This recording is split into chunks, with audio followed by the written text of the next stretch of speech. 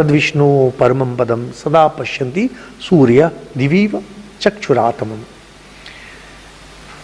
यह बहुत अच्छा मंत्र है और सुबह में अगर इसका पाठ किया जाए तो अंदर में शक्ति बढ़ती है। पूजा आदि के समय विष्णु की आराधना इसी मंत्र से की जाती है। बोलते हैं तद विष्णु परमं पदम, परम पद। ऋषिगण मृत्यु के बाद परम पद पाते हैं। वो बहुत प्रसिद्ध गाना सब पहले का हुआ करता था, वही परम पद पाएगा। परम पद का अर्थ होता है विष्णु पद।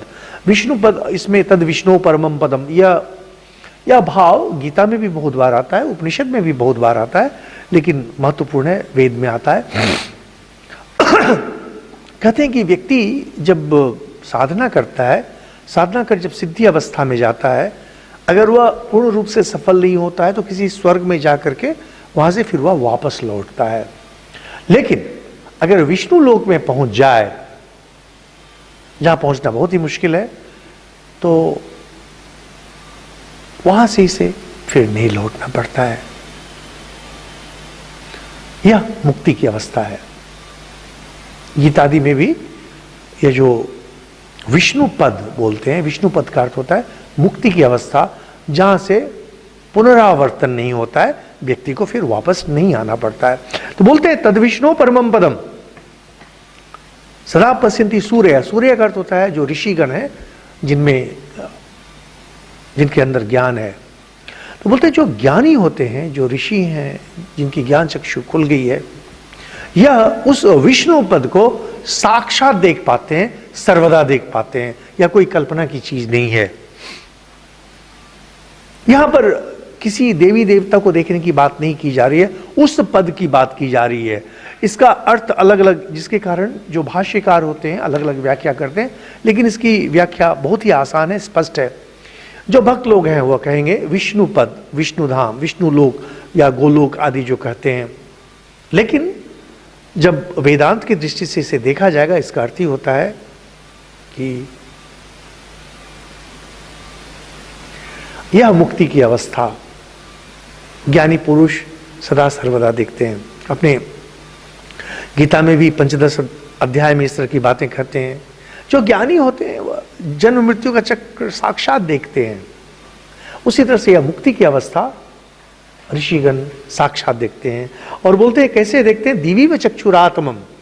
जैसे हम लोग साधारण व्यक्ति आकाश की ओर जब देखते हैं तो यह खुला आकाश देखते हैं, या विस्तार देखते हैं। हम लोग जिस तरह से आकाश को देखते हैं, जिस तरह से हम आपको देखते हैं, आप मुझे देख पा रहे हैं। ऋषिगण, सूर्य, जो ज्ञानी है, वह विष्णु पद, यह जो ईश्वर का साक्षात या ज्ञान की अवस्था, इसे स्पष्ट रूप से देखते हैं। नरेंद्रनाथ दत्त जब आए श्री रामकृष्ण देव के पास, आके पूछते हैं महाशय आपने ईश्वर देखा है? तो ठाकुर बोलते हैं क्या मैंने देखा जैसे मैं तुम्हें देख रहा हूं, और लेकिन इससे भी अधिक स्पष्ट रूप से, और इतना ही नहीं तुम्हें भी दिखा सकता हूं।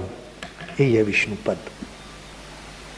जो ज्ञानी है उनके लिए कोई कल्पना की चीज नहीं है, यह काव्यात्मक वर्णन नहीं है।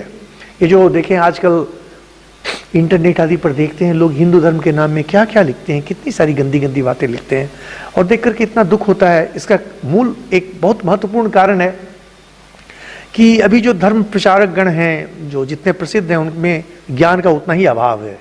कभी खोल के पढ़ा भी नहीं इन लोगों ने, कभी समझा भी नहीं पाते इन लोग, देखकर दुख होता है।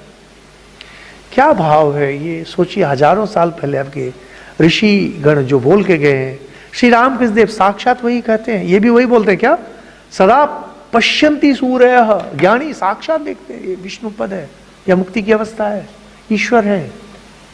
और रामकृष्ण देव यही बात नरेन को बोलते हैं, मैं तो स्पष्ट रूप से देखता हूं, तुम्हें भी दिखा सकता, दिखाया उन्होंने, उस पद पर ले गए। लौकिक लोग जो है, जागतिक लोग जो है, बौद्धिक लोग हैं, उन्हें ये सब बातें कभी समझ में ही नहीं आएंगी। यह है प्रसिद्ध विष्णु का प्रणाम मंत्र, तद विष्णु परमम पदम सदा पश्यन्ति सूर्य दिवीव चक्षुरात्मम।